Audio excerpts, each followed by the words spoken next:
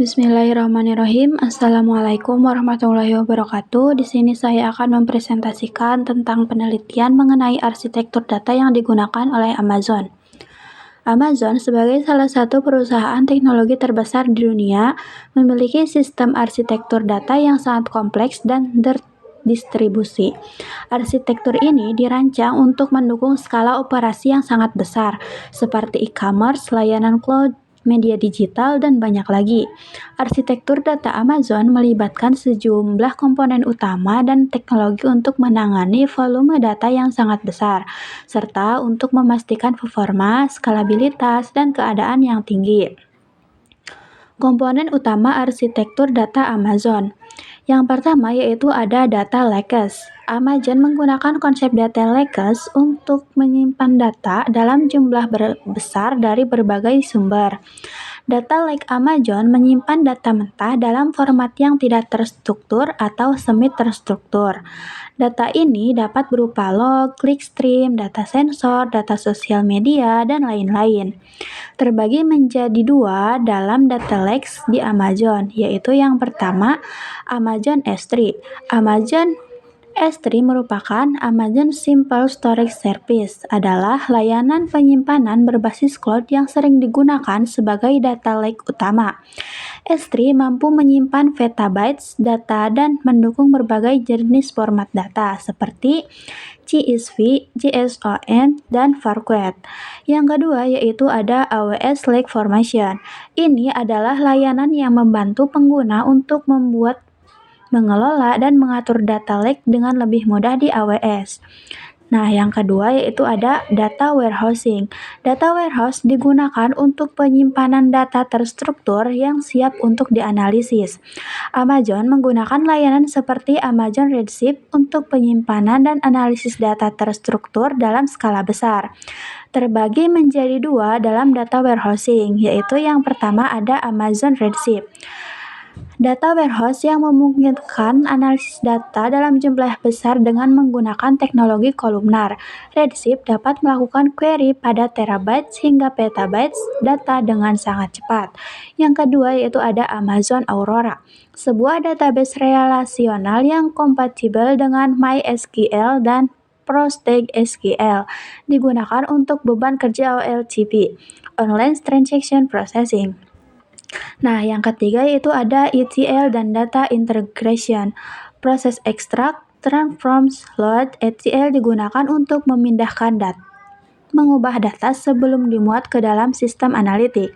Terbagi menjadi dua dalam ETL dan Data Integration, yaitu yang pertama ada AWS Glue, layanan ETL yang dikelola secara otomatis yang membantu memindahkan data dari sumber yang berbeda dalam mengonversi data ke dalam format yang diperlukan untuk analisis.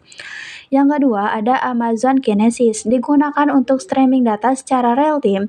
Kinesis memungkinkan Amazon untuk memproses dan menganalisis data yang datang dalam waktu nyata, seperti klik web atau data transaksi.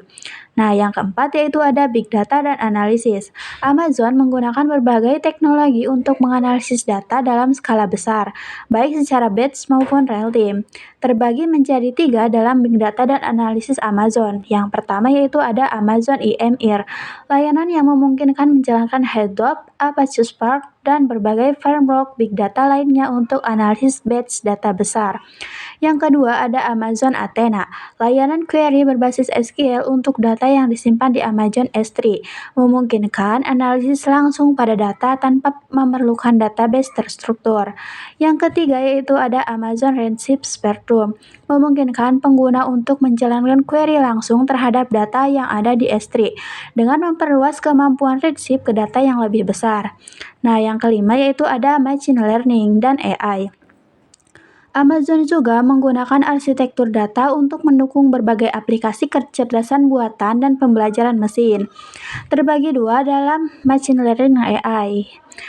Yang pertama ada Amazon SageMaker, layanan yang mempermudah pengembangan, pelatihan, dan penerapan model machine learning dalam skala besar. Yang kedua ada AWS Lambda, layanan komputasi serverless yang digunakan untuk menjalankan kode tanpa perlu mengelola server, cocok untuk pemrosesan data secara otomatis. Yang keenam ada data governance dan keamanan. Mengelola data dalam skala besar memerlukan kebijakan keamanan dan tata kelola yang ketat untuk melindungi data sensitif dan memenuhi regulasi yang berlaku. Terbagi menjadi dua dalam data governance dan keamanan, yaitu yang pertama ada AWS Identity dan Access Management. Pengelolaan akses pengguna dan sumber daya memastikan hanya pengguna yang berwenang yang dapat mengakses data tertentu. Yang kedua ada AWS Key Management Service, sistem enkripsi untuk melindungi data yang disimpan dan data dalam perjalanan. Selanjutnya ada teknologi yang digunakan oleh Amazon dalam arsitektur data. Yang pertama ada Amazon Web Service. Mayoritas komponen arsitektur data Amazon menggunakan layanan AWS. AWS menyediakan berbagai alat dan layanan untuk penyimpanan data S3, pengolahan data IMR dan Glue, dan analitik Redshift, Athena, Kinesis. Yang kedua ada Apache Hadoop dan Apache Spark, digunakan untuk pemrosesan dan analisis data besar dalam Amazon IMR.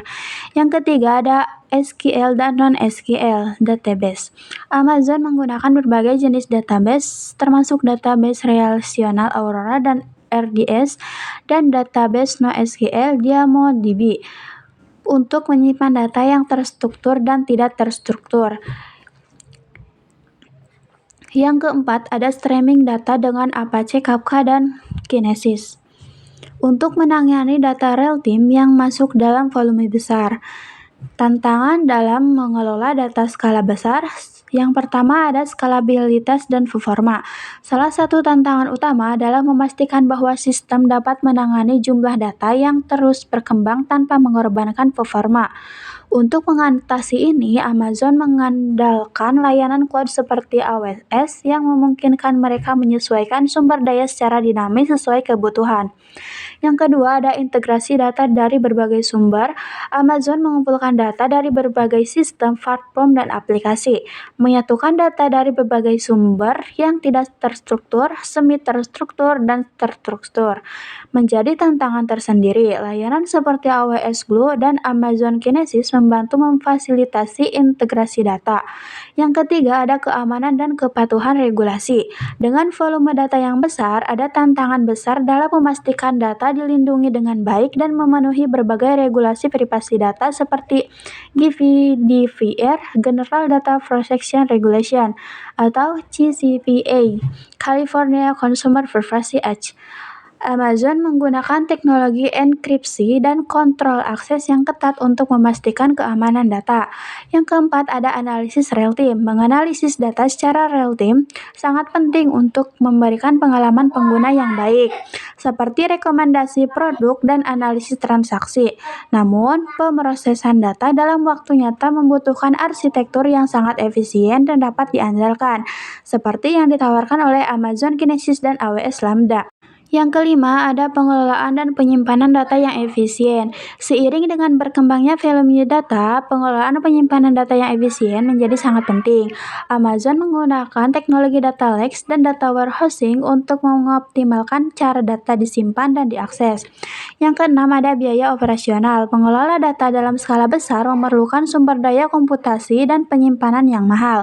Meskipun AWS menawarkan solusi cloud yang dapat diskalakan, perusahaan harus terus memantau dan mengoptimalkan penggunaan sumber daya untuk menghindari biaya yang berlebihan. Nah, kesimpulannya yaitu arsitektur data Amazon sangat canggih dan melibatkan berbagai komponen yang saling terkait, dari data lakes, data warehousing, hingga solusi big data dan kecerdasan buatan. Teknologi seperti AWS, Apache Hadoop, Apache Spark, dan Amazon Redshift memungkinkan Amazon untuk mengelola dan menganalisis data dalam skala besar dengan efisien.